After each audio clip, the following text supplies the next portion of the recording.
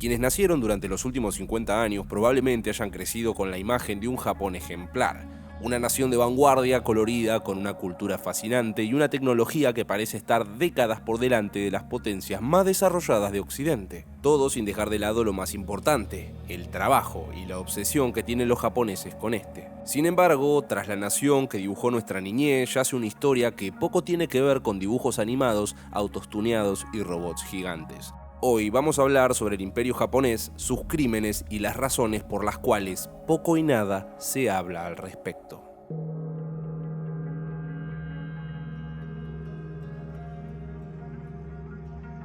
Si hubo un evento que cambió el rumbo del mundo y de la historia reciente, sin ningún tipo de dudas, ese fue la Segunda Guerra Mundial. Algo que para muchos solo fue un conflicto armado un tanto exacerbado, donde las naciones más poderosas del mundo debieron unir fuerzas para terminar con el avance de un enemigo en común, el gran antagonista, el supervillano Adolf Hitler.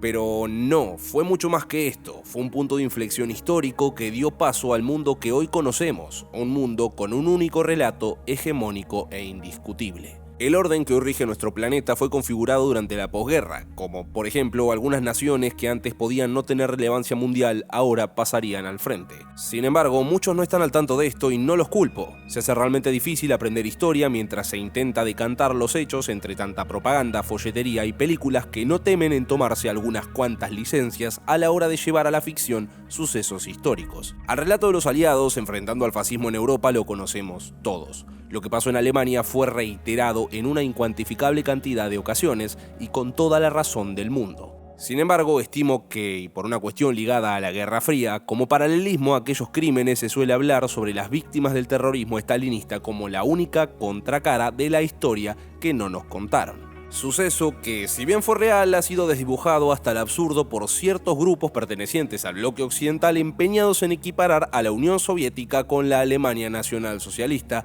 a pesar de que en el proceso utilicen fuentes apócrifas a conciencia.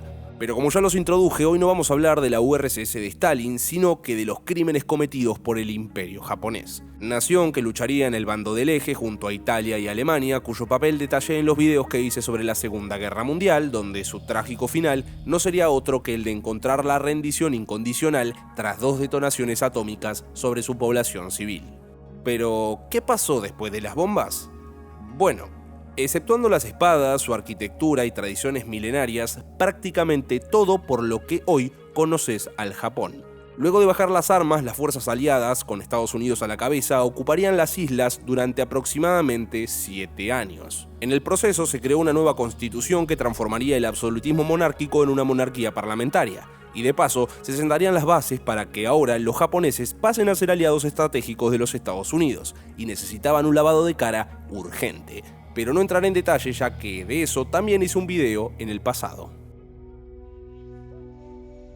El gran imperio del Japón, aunque el año específico de su nacimiento no es del todo claro, empezó a gestarse luego de la restauración Meiji en 1868, hasta el fin de la Segunda Guerra Mundial en 1945 y definitivamente después de la nueva Constitución de Japón en 1947.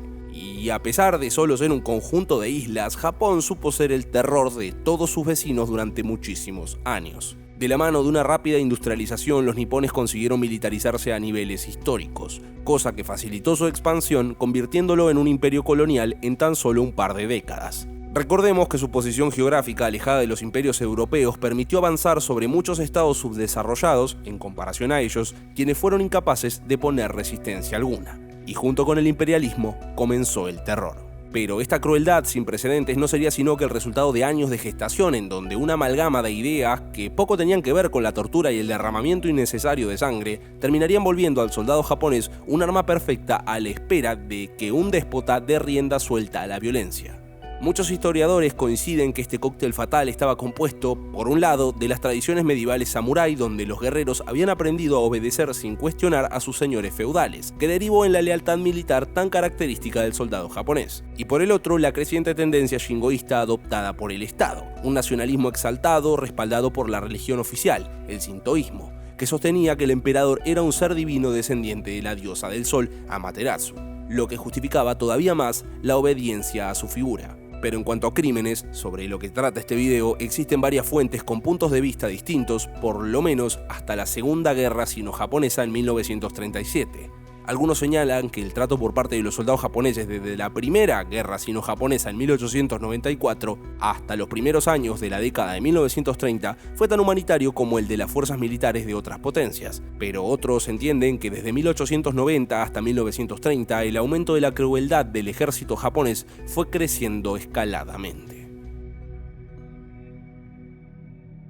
El primero de los crímenes de guerra japoneses puede ser debatido, pero lo que todas las fuentes coinciden es que la llegada de la era Showa fue indiscutiblemente cruel. Todos estos años de militarización y belicismo habían vuelto al Japón del aquel entonces emperador Hirohito, una nación tan oscura como la mismísima Alemania de Adolf Hitler. Desde la creación de una policía secreta similar a la Gestapo bajo el nombre de las Kempeitai, hasta la constante necesidad de anexar y ocupar otros territorios. Los horrores no solo se limitaban a los prisioneros de guerra, sino que la brutalidad, el odio y el miedo se habían apoderado de las calles de Japón. Hasta dentro del mismo ejército la ineficiencia era castigada físicamente de forma jerárquica, donde las palizas se intensificaban a medida que se iba bajando de rango. Y tarde o temprano, cuando ya no había escalafón más bajo en la sociedad japonesa para pisotear, el pasar a descargarse con el extranjero era el paso lógico. Los primeros indicios de violencia exacerbada empezaron a brotar durante la Segunda Guerra Sino-Japonesa, un conflicto armado que se desató en 1937, considerado por muchos como el primer conflicto de la Segunda Guerra Mundial y que enfrentó al Imperio japonés contra la República de China. Y si bien la tasa de mortalidad de los prisioneros de guerra del ejército japonés alcanzaban la escalofriante cifra de un 27,1%, en el caso de los chinos fue muchísimo mayor, principalmente motivados por la vieja rivalidad que históricamente sostuvieron como países prácticamente vecinos. Algunas fuentes estiman que el número de víctimas asciende a millones, principalmente por la sumatoria de todas las víctimas que iba dejando el ejército japonés ciudad tras su paso por el territorio chino, aunque no existe un número del todo claro. La tortura hacia los prisioneros se volvió una moneda corriente, hasta algunas fuentes hablan sobre actos de canibalismo, uso de armas químicas y trabajo forzado. Y no solo era una cuestión de violencia directa, también la política de tierra quemada sancionada por el propio Hirohito mató de hambre a millones de civiles chinos.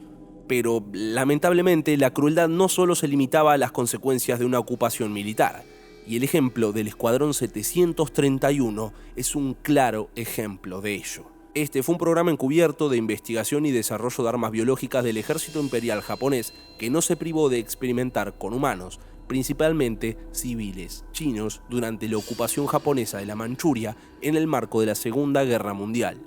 Oficialmente conocido por el ejército imperial japonés como el Laboratorio de Investigación y Prevención Epidémica del Ministerio Político Kempeitai, funcionaba bajo la tapadera de una planta de purificación de agua. Y ahí se cometieron crímenes incluso peores que los cometidos durante el Holocausto nazi. Y creo necesario entrar en detalle para que esta afirmación no sea un simple relativismo. En estas instalaciones se infectaron a los prisioneros con peste bubónica o tuberculosis. Se probaron armas biológicas y muchas veces se les disparaba con proyectiles infectados de agentes patógenos. Y si no tenían la fortuna de morirse rápido, los sobrevivientes podían ser sometidos a una vivisección. Literalmente, una disección estando vivo y sin anestesia, incluso en mujeres con embarazos avanzados. Algunos prisioneros eran amputados con el fin de estudiar la pérdida de sangre o incluso vueltos a unir a su cuerpo luego de que la extremidad extraída estuviera en estado de putrefacción. Además, se removían órganos quirúrgicamente para luego ser ligados con otros órganos en desorden. Se probaron distintos tipos de granadas y lanzallamas en blancos humanos. Se les inyectaba sustancias tóxicas como orina de caballo en los riñones. Eran colgados de cabeza hasta asfixiarse, o eran congelados hasta que la gangrena se apoderaba de todo su cuerpo. Incluso llegaron a centrifugar a una persona hasta matarla. Y me voy a detener acá porque considero que ya es suficiente, pero la lista es mucho, pero muchísimo más larga. Poco después de que terminara la Segunda Guerra, las potencias aliadas ocuparon la mayoría del territorio. Como era el bando ganador, serían los encargados de llevar adelante los juicios correspondientes a todos los criminales de guerra del bando enemigo. Durante estos juicios se condenaron a 25 individuos como criminales de guerra clase A, mientras que 5.700 personas fueron acusadas como criminales de guerra clase B o C. De estos, 984 fueron inicialmente condenados a pena de muerte, 475 recibieron sentencias a cadena perpetua, 2.944 recibieron penas de cárcel, 1.018 fueron absueltos y 279 no fueron sentenciados o llevados a juicio. Y estas cifras no solo involucran a japoneses, sino que también incluyen a 178 taiwaneses y 148 coreanos. Y Hirohito, el emperador, fue perdonado.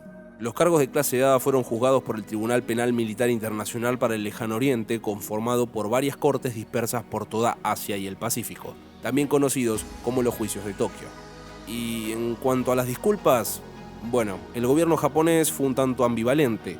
Por un lado, no reconocieron haber violado ningún tratado internacional sobre derechos humanos, aunque las pruebas indican lo contrario. Y por el otro, pidieron disculpas por el sufrimiento causado por el ejército japonés. Al día de hoy, un gran grupo de familiares de las víctimas siguen exigiendo una disculpa real por parte del Estado japonés, quien parece ser indiferente o, por lo menos, de aparentar tener un remordimiento acorde a los crímenes cometidos. A pesar de ser considerado por muchos como un claro ejemplo de los males propios de un régimen fascista, la historia parece haber olvidado que del otro lado del mundo ocurrieron horrores semejantes a los atestiguados por las cámaras de Auschwitz. Japón, y oculto tras una simpatiquísima máscara de Goku, parece haber sido perdonado únicamente por haber hecho las paces con la persona indicada.